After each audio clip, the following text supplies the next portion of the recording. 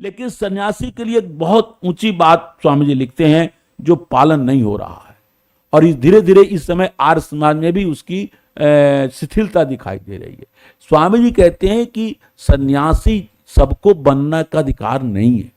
सबका देखिए 16 संस्कार हैं, कुछ संस्कार तो सबके लिए होना है, गर्भाधान होगा तभी बच्चा आएगा, अंत्येष्टि होना ही होना है, लेकिन सन्यास ऐसा अपरिहार्य संस्कार नहीं है कि सबको सन्यासी बनना। सन्यासी की पात्रता जिसकी है उसको होनी चाहिए, ये बहुत ऊंची बात। मैं इलाहाबाद यूनिवर्सिटी में व्याख्यान दे रहा था और वहां के प्रोफेसर ने कहा कि शास्त्री जी हमारे यहाँ वर्कशॉप चल रहा है और सभी विषयों पर लोग भाषण दे चुके हैं, आरण्यक पर भाषण नहीं हुआ। जो वैदिक साहित्य है, संहिता, ब्राह्मण, आरण्यक और उपनिषद, आप आरण्यकों पर लेक्चर दे दीजिए। तो मैंने आरण्यकों पर एक लेक्चर दिया और उसमें एक प्रमाण मिला मुझे तैत्तिरीय आरण्यक का, जिसमें लिखा है कि सन्यास बनने की पात्रता किसमें होती है। तो बहुत स्पष्ट लिखा है कि जो व्यक्ति लोकैषणा, पुत्रैषणा, वित्तैषणा, 3 ऐषणाओं का जो त्याग कर दे, जिसके मन से विषय वासना मन से भी समाप्त हो जाए, स्वामी ने संस्कार विधि में बात लिखी है, जिसके मन में भी विषय वासना की प्रवृत्ति न हो, भोग की इच्छा, जो सांसारिक भोग विलास की प्रवृत्ति न हो, धन संपत्ति इकट्ठा करना है, अपने पुत्र पौत्रों को देने की इच्छा बिल्कुल न हो, और सामाजिक दृष्टि से अपनी प्रतिष्ठा की भी जो चिंता न करे। क्योंकि आदमी गृहस्थ में करता है भाई कि हम फलाने से क्यों विरोध लें, वो हमारा विरोधी हो जाएगा, मुंह देखी बात लोग करते हैं, लेकिन सन्यासी होने का अधिकार उसको है। स्वामी जी कहते हैं, साफ लिखते हैं, सन्यास में दृढ़ वैराग्य होना बहुत जरूरी।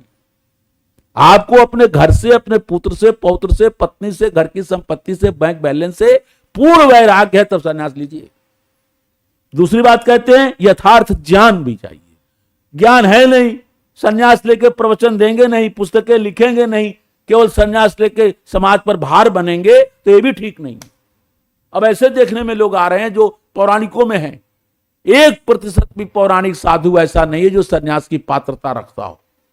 लाखों सन्यासी, अभी कुछ दिनों पहले लोगों ने हमको बताया था कि आज से 40 साल पहले भारत में 60 लाख साधु थे, आज उनकी संख्या 90 लाख हो गई है। सब चीज की अनुमानित रिपोर्ट आती है, 90 लाख साधु है, पौराणिकों के साधु हैं। आप सोचिए कितनी आबादी कोई काम नहीं करती, मुफ्त में खाना खाती, और उसमें बैरागियों का जो दल है, नागा का जो दल है, उनका तो कोई काम ही नहीं है। उनका 2 ही काम है, अर्ध कुंभ हो, महाकुंभ हो, चाहे हरिद्वार में, चाहे प्रयाग में, चाहे नासिक में, वहां जाओ और पुलिस प्रशासन को नाक में दम किए रहो। कौन पहले स्नान करेगा, कौन अखाड़ा पहले स्नान करेगा, कौन अखाड़ा बाद में स्नान करेगा, इसी में मारपीट होती है। पुलिस की बड़ी व्यवस्था करनी पड़ती है, कूदते फाते जाते हैं नहाने, भाई पहले स्नान करेंगे, यही नागाओं काम। अब बाद में लिट्ट बनती है उनके अखाड़ों में, लिट्ट, और जैसे जलेबी को लोग बना करके छोड़ देते हैं ना रस में, जलेबी रस चूसती है, ऐसे लिट्ट बना के देसी घी के कड़ाह में छोड़ दिया जाता है, और खूब वो लिट्ट घी पी लेती है, उसी लिट्टी को खाते हैं, खा के मस्त रहते हैं। देखते नहीं, कोई नागा दुबला पत्ता नहीं मिलेगा, और इतना क्रोधी होता है, मारपीट कर देता, लोग डरते हैं, भाला मार दे, त्रिशूल मार दे। इतने अपात्र लोग, कुपात्र लोगों ने सन्यास धारण कर रखा है। स्वामी दयानंद ने लिखा है सत्यार्थ प्रकाश के प्रथम संस्करण में कि राजा यदि वैदिक धर्मावलंबी होगा, सत्य मतावलंबी राजा है, तो उसको चाहिए कि कुपात्र जितने सन्यासी हैं उनका सन्यास वस्त्र निकाल करके उनको कृषि कार्य में नियुक्त करे। ये लिखा है स्वामी दयानंद ने। स्वामी दयानंद तो किसी को छोड़ते थोड़े, वो सन्यासी है, लेकिन कोई सन्यासी के खिलाफ नहीं बोलेगा, लेकिन स्वामी दयानंद बोले। यही तो विशेषता है उनकी। ब्राह्मण कुल में पैदा हुआ। एक बड़ी विचित्र बात बताऊं, भावे तो नहीं दिखता है इधर पिछले 200 वर्षों में कोई आदमी हिंदुस्तान में जो जिस कुल में पैदा हो उस कुल की बुराई करे। ये जितने नेता है ना, जातिवादी नेता बने हुए हैं, अपनी जाति की तारीफ करते हैं, दूसरी जाति वाले के खिलाफ गाली देते हैं। एक बार बड़ी ऊंची बात कही थी रामविलास पासवान ने संसद में, मैं उसके विचारों से सहमत नहीं, लेकिन उसने कहा कि जिन लोगों ने जातिवाद का विरोध किया वो ब्राह्मणवाद से पीड़ित थे। बड़ी ऊंची बात कही। जो ब्राह्मणों से पीड़ित थे उन्होंने विरोध किया जातिवाद का, चाहे दरिया हो, दादू हो, दयाल हो, नानक हो, कबीर हो, वे पीड़ित थे ब्राह्मणों के अत्याचार से। विवेकानंद ने भी इसलिए विरोध किया कि विवेकानंद कायस्थ थे और उनके जीवन काल में ब्राह्मणों ने बड़ा तंग किया था, विवेकानंद बहुत तंग कर दिया था, परेशान किया था, आपको पता नहीं है। लेकिन स्वामी दयानंद एक ऐसे व्यक्ति ब्राह्मण कुल में पैदा होकर के भी ब्राह्मणों का जो अत्याचार था, ब्राह्मणवाद जो कर रहे थे, जो जातिवाद कर रहे थे, और उनका सारा पाखंड का पोल खोला। सारे किताबों में उन्होंने कोई लाग लपेट नहीं रखा, ब्राह्मणों की प्रशंसा भी की कि उन्होंने वेद की रक्षा की है, लेकिन उन्होंने समाज को एक गलत दिशा में ले गए, इसलिए सबसे ज्यादा निंदा की किसने? स्वामी दयानंद ने। और इसलिए कहा था, रामविलास पासवान की एक बात मुझे बड़ी अच्छी लगती है कि हिंदुस्तान से जातिवाद का जहर तब खत्म होगा जब ब्राह्मण स्वामी दयानंद जैसे जातिवाद खत्म करने के लिए क्षत्रिय कुल में पैदा लेने वाला व्यक्ति गौतम बुद्ध जैसा होगा, तब जातिवाद खत्म होगा।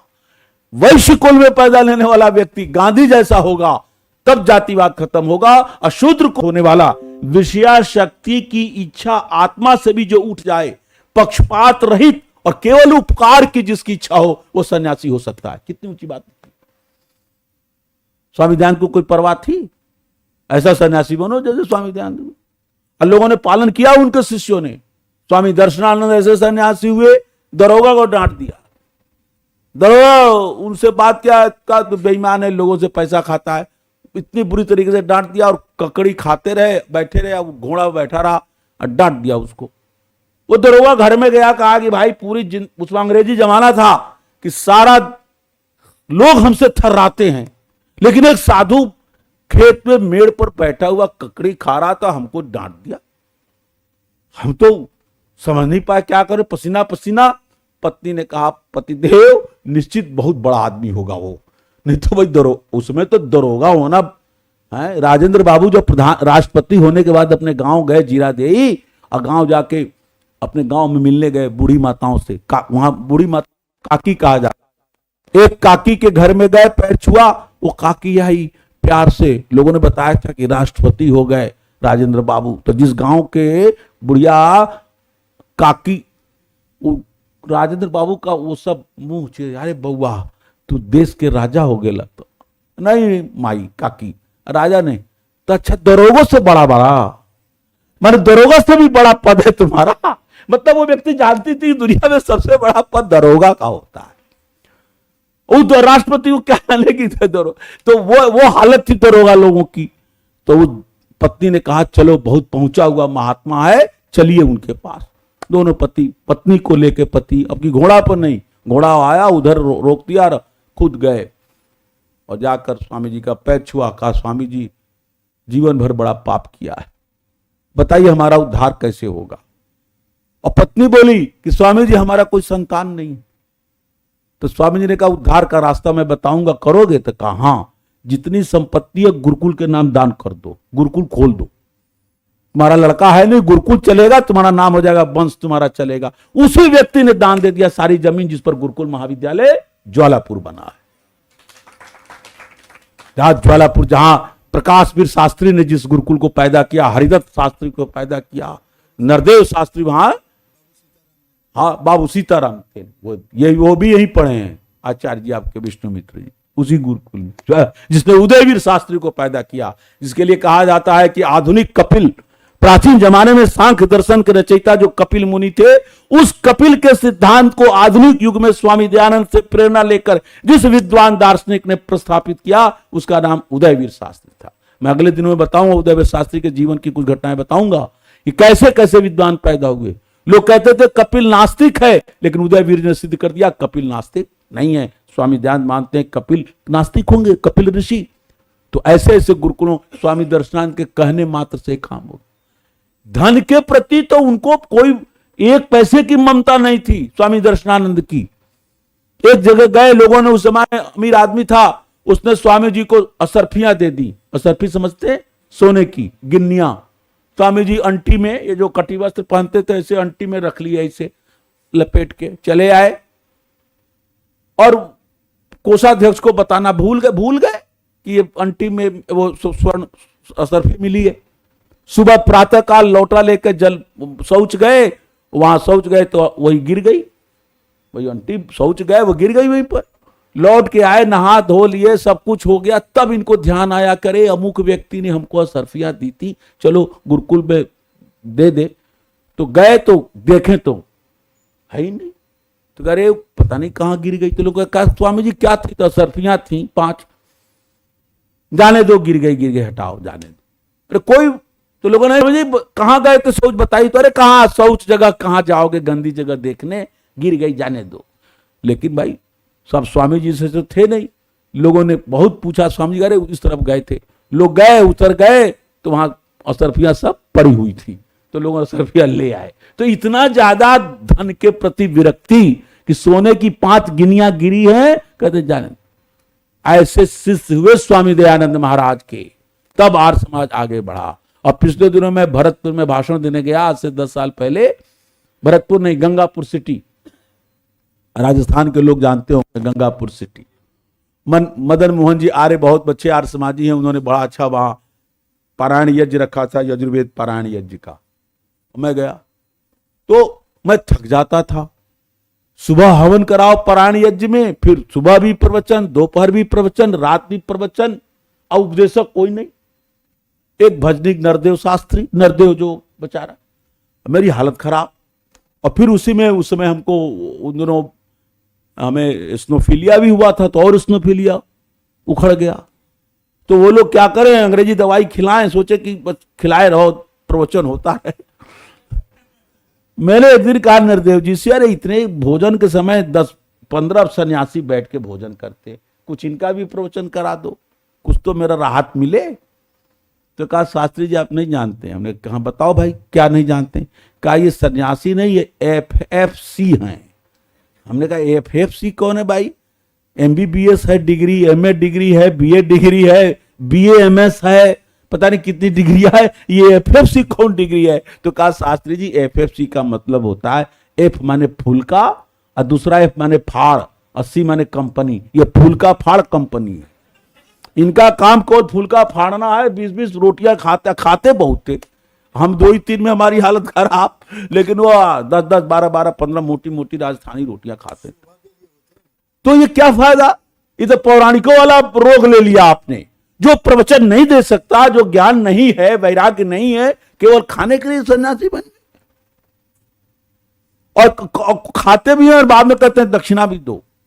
तो उन्हें पंडित जी को दक्षिणा दी तो हमें भी दो। अरे पंडित जी प्रवचन ये यज्ञ कराए, दक्षिणा तुम क्या किए? कुछ नहीं, हम सन्यासी हुए हैं, दो। तो ये चीज नहीं होनी चाहिए भाई। ये नहीं कि हम पौराणिकों की निंदा करें और हमारे अंदर जो बुराई आ रही है उसकी निंदा ना करें। याद रखिए, जो व्यक्ति वैराग्यवान नहीं है, ज्ञानी नहीं है, प्रवचन नहीं दे सकता, किताब नहीं, अरे प्रवचन नहीं, किताबें लिखो युधिष्ठिर मीमांसक के समान। उतना नहीं लिख सकते तो कमलेश जी थे ना आपके नगर, कितने अच्छे आदमी थे, बहुत सज्जन आदमी थे। मैंने तो उनके साथ कई जगह उत्सव किए हैं। इतनी छोटी छोटी कितना ट्रैक लिखा, बांटते थे। स्वामी संकल्पानंद महाराष्ट्र में, अरे कुछ तो काम करो। स्वामी महावीरानंद बिहार के सन्यासी, अद्भुत सन्यासी थे। उनके झोले में सत्यार्थ प्रकाश रहता था हमेशा, कहीं भी जाए झोले में। और कोई भी कोई प्रश्न करे तो किताब निकाल लें और कई पेज निकाल। इतना अध्ययन था, मैंने अपने जीवन में सत्यार्थ प्रकाश का इतना बड़ा अध्येता नहीं देखा। तुरंत कहीं पेज निकालो, अब वो लाइन पढ़ो। पूरा सत्यार्थ प्रकाश की एक एक पंक्ति उनको कंठस्थ थी। तो भाई प्रचार के बहुत तरीके हैं। कल मैंने बताया था कि एक सन्यासी था ना, जो चौकीदार, जिसने कहा जागते रहो 5000 साल से। तो भाई प्रचार की भावना हो, ज्ञान हो, वैराग्य हो, तब जाके सन्यास होना चाहिए। एक पहली बात है। दूसरी बात थोड़ी सी अंत्येष्टि के संबंध में आपके बीच में बता दें। एक पहली बात तो लोगों में यह फैला हुआ है कि कोई मर जाता है तो कहते गरुड़ पुराण सुनो। आपके यहां है कि नहीं? सब जगह क्या? और गरुड़ पुराण में क्या लिखा है कि मर गए तो यम के दूत आए ऊपर से पकड़ने। अब पता नहीं किसको पकड़ेंगे। वो पकड़ना क्या है? जैसे मुसलमान मानते हैं कि क़यामत के दिन सब मुर्दे जी जाएंगे, माने सब फटेंगे, कब्रें फटेंगी और आदमी खड़ा होगा और फरिश्ते पकड़ के ले जाएंगे ऊपर। जो अल्लाह ताला को माना होगा, मोहम्मद साहब पर ईमान लाया होगा, वो जन्नत भेज दिया जाएगा। जो नहीं माने होंगे, हम हिंदू लोग चाहे ईसाई लोग, उनको जहन्नुम में भेज दिया जाएगा।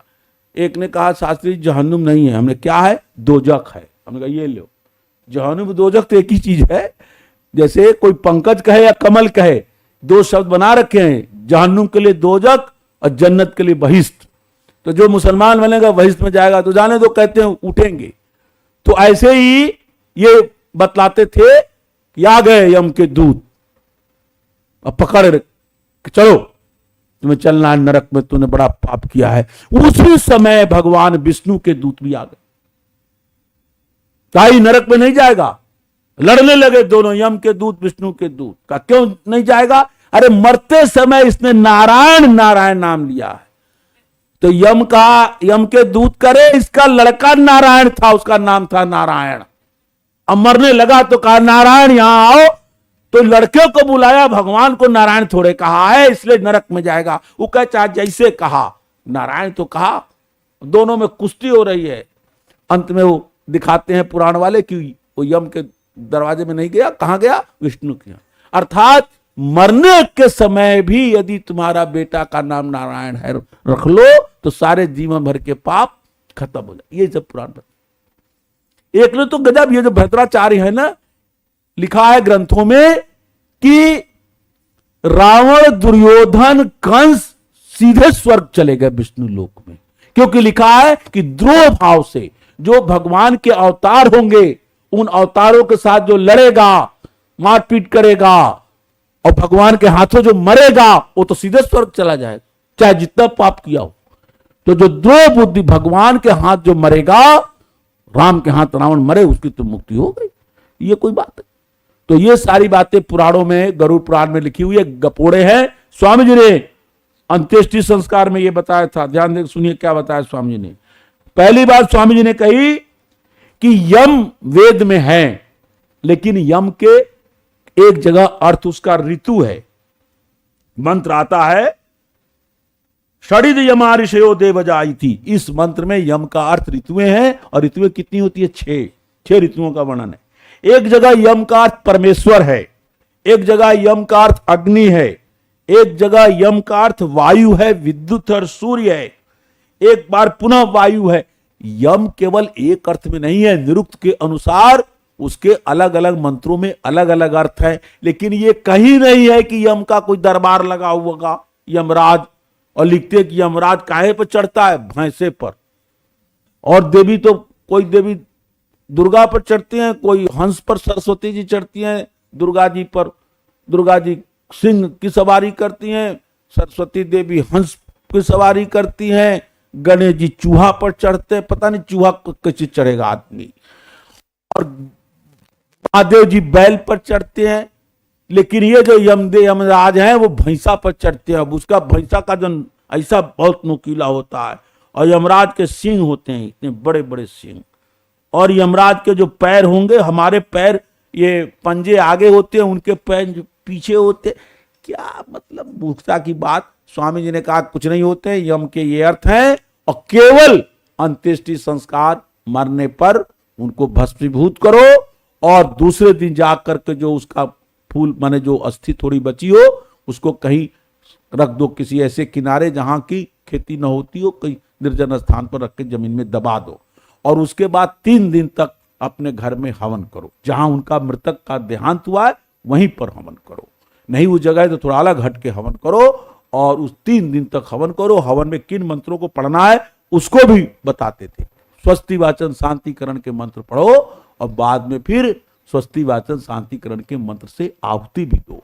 स्वामी जी ने अंत्येष्टि संस्कार की जो विधान लिखा, अब मंत्र कोई किताब तो थी नहीं, कोई किताब नहीं थी। आस्वलायन में भी कोई मंत्र नहीं था जिस मंत्र को बोलकर अंत्येष्टि संस्कार में आहुतियां दी जाती हैं। स्वामी जी ने बड़ा परिश्रम किया। उन्होंने ऋग्वेद से 17 मंत्र छांटे, यजुर्वेद के 63 मंत्र, अथर्ववेद के 10 मंत्र, तैत्रीय आरण्य के 26 मंत्र, कुल मिलाकर 121 मंत्र स्वामी जी ने छांटे हैं जो अंत्येष्टि में बोलना है। और स्वामी जी कहते हैं कि चारों दिशाओं से आहुति पड़ेगी, तो 121 के कितने हो जाएंगे? 484।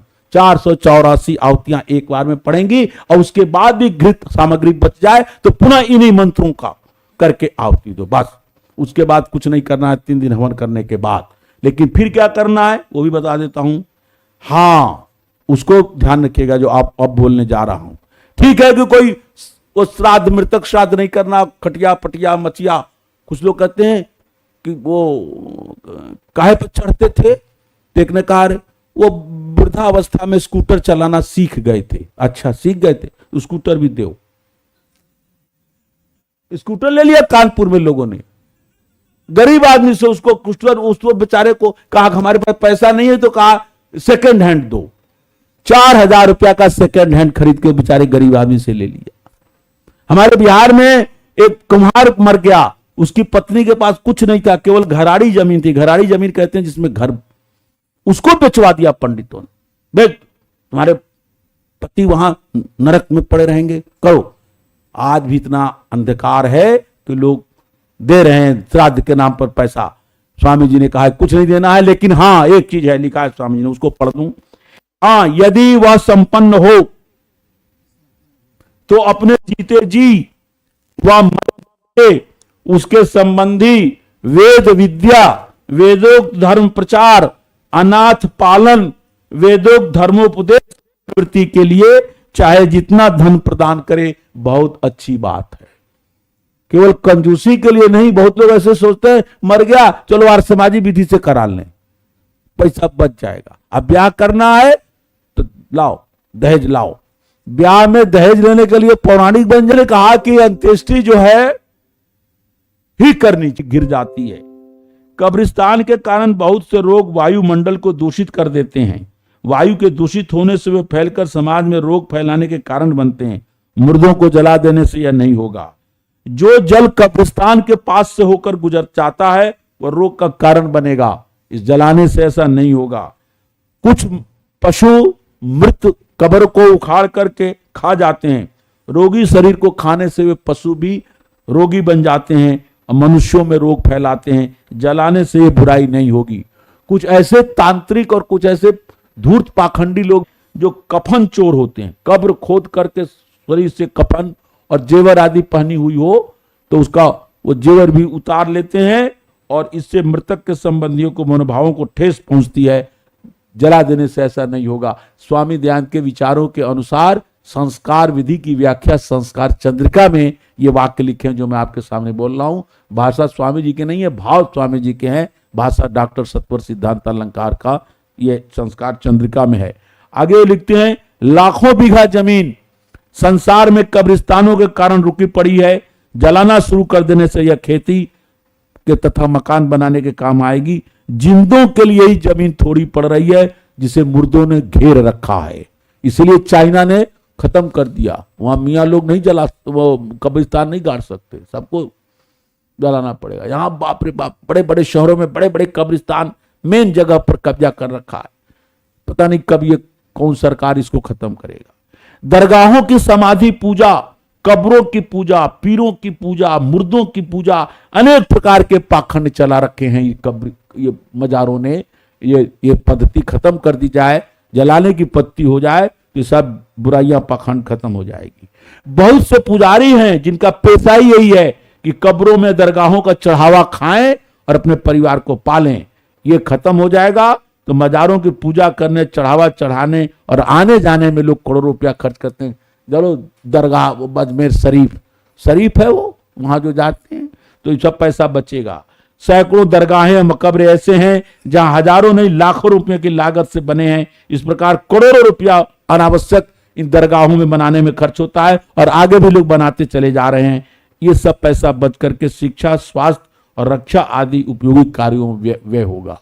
कुछ ऐसे भी धूर्त टाइप के देखे गए हैं जो पतित लोग मुर्दों को उखाड़ करके उनके साथ भी कुकर्म करते हुए देखे गए हैं। कुछ तकियों और हिंदू समाधियों पर चरस, गांजा, अफीम और शराब तक पी जाती हैं और तांत्रिक लोग तांत्रिक क्रियाएं करने के लिए उन मुर्दों को उखाड़ के उनके खोपड़ी को में साधना करते। क्या साधना होगा? मुर्दे की खोपड़ी को कब्रिस्तान में रात में साधना करते हैं। उसको लेके आनंद मार्गी लोग तो मुर्दे के खोपड़ी को लेकर नाचते रहते हैं, गले में मुंड बना के जनता में भय पैदा करते हैं। तो इस प्रकार की सारी बुराइयां खत्म हो जाएगी यदि अंत्येष्टि संस्कार स्वामी दयानंद प्रतिपादित संस्कार विधि के अनुसार होगी। तो एक समय सीमा के अनुसार मैंने वो तो नहीं हो पाया। आज रात्रि के व्याख्यान में हम वो गृहस्थियों के जो परस्पर कर्तव्य व्यवहार हैं उस पर और सायंकाल के व्याख्यान दोनों को उसमें हम लेंगे। इन्हीं शब्दों के साथ आपको बहुत बहुत धन्यवाद। अंत्येष्टि, इसकी भी चर्चा हो जानी चाहिए। देखिए, पहली बात जान लीजिए, संन्यास संस्कार है, क्योंकि जब संन्यास आश्रम है, जैसा कि मैंने बताया था पहले दिन कि गृह सूत्रों में समावर्तन अंतिम संस्कार है, मैंने आपको बताया था। गृह सूत्रों में पहला संस्कार विवाह संस्कार है और अंतिम संस्कार समावर्तन संस्कार। न उसमें वानप्रस्थ संस्कार है, न उसमें संन्यास संस्कार है, और अंत्येष्टि संस्कार केवल आश्वलायन गृह परिशिष्ट में है और किसी ग्रंथ में अंत्येष्टि संस्कार भी नहीं है। इसका परिणाम ये हो रहा है, पिछले हजारों वर्षों में मैं समझता हूं व्यास और जैमिनी के बाद, व्यास जी जिन्होंने महाभारत की रचना की, जिन्होंने वेदांत दर्शन लिखे, और जिनके शिष्य जैमिनी जिन्होंने मीमांसा दर्शन की रचना की, व्यास और जैमिनी के बाद, और मैं समझता हूं उसके 100, 200, 300 साल तक और ये नियम रहा होगा कि सन्यासी भी मरे तो उसकी अंत्येष्टि संस्कार की जाए। लेकिन व्यास और जैमिनी के देहांत के 200-300 वर्ष तक ये रहा। उसके बाद पिछली हजारों वर्षों में, क्योंकि आज महाभारत को हुए 5100 से कुछ वर्ष हो रहे हैं, हो सकता है 200 वर्ष होने वाला हो, 5200 वर्ष, इतने लंबे समय में किसी सन्यासी का, हिंदू सन्यासी का अंत्येष्टि भस्मीभूत होकर के नहीं की जाती थी। स्वामी दयानंद ने अपने स्वीकार पत्र में यह बात लिखी कि मेरा जब शरीर छूट जाए तो मेरा अंत्येष्टि संस्कार उसी विधि से करना जिस विधि से संस्कार विधि में मैंने लिखा है।